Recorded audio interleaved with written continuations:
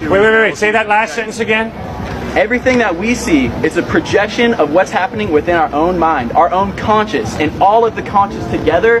That's what God is. God is not someone off up in the sky that's preaching down, looking down, and be like, you sin, electric bolt, you're going to hell. No.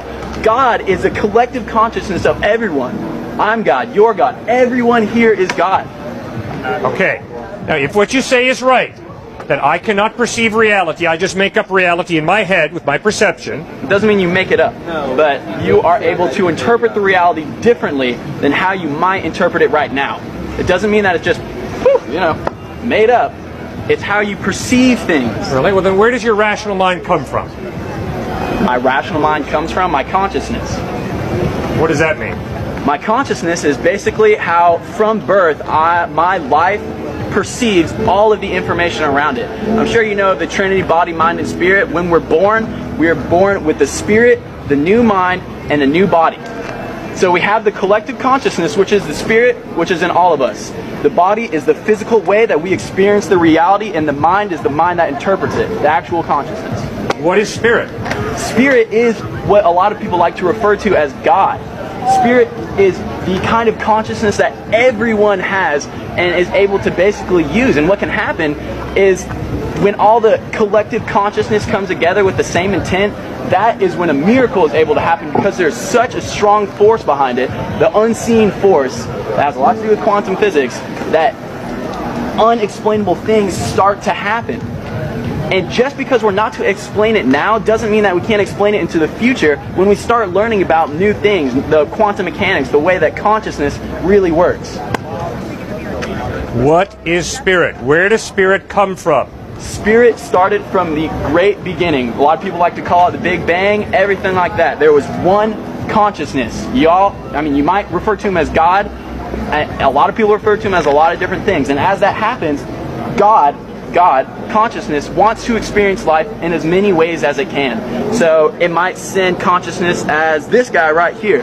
Intelligent, smart guy, he's experiencing consciousness in his own way. And then he might want to send it to some other person in India who grows up in some kind of temple, Buddhist temple, whatever. And he's experiencing his consciousness in a different way. So it is all of the same consciousness experiencing it in different realms. Does this stone have consciousness? That is an extremely good question, and that's something that we're trying to figure out right now, is if inanimate things are able to have a consciousness. I'll tell you what the stone does have, is it all resonates on the same frequency that I do. You're bringing up energy and matter.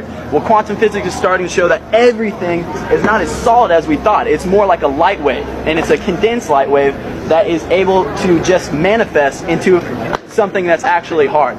So what we're trying to figure out now is, in what difference is my body have to this rock, because they're made of the same elements, the same energy, the same matter. That is where the Buddhists get the idea that the observer, seeing, and the phenomenon are one and the same. They're not actually separate, because we are all made of the same building blocks, the same unit that our reality is constructed of. Sir, there was a Big Bang, right? About 15 billion years ago? What are you saying? There was a Big Bang about 15 billion years ago? How the universe started, I don't know. But do you accept the Big Bang theory or not? I contemplate it. Aristotle once said that it's a mark of an educated mind to be able to contemplate an idea without accepting it. Okay.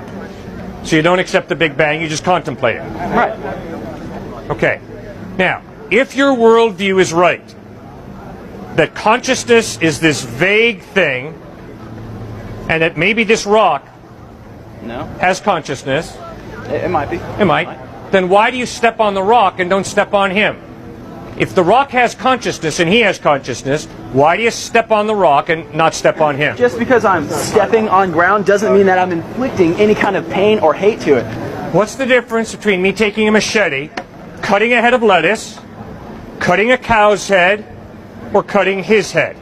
Is there a difference? Yes, there absolutely is a difference. What's the basis? Because plants are a way that everything in this life receives nutrition. There is not a single way to deny that. Everything comes from plants. And just because you're using a plant doesn't mean that you're even, again, hurting it, inflicting any kind of pain, because you're cycling through what is known as life.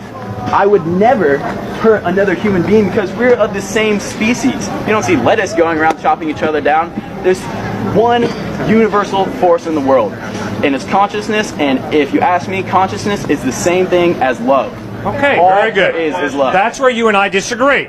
If what you say is true, nobody has innate value. They just have subjective value that we choose to subjectively that give would not ourselves. be true as where the question comes in.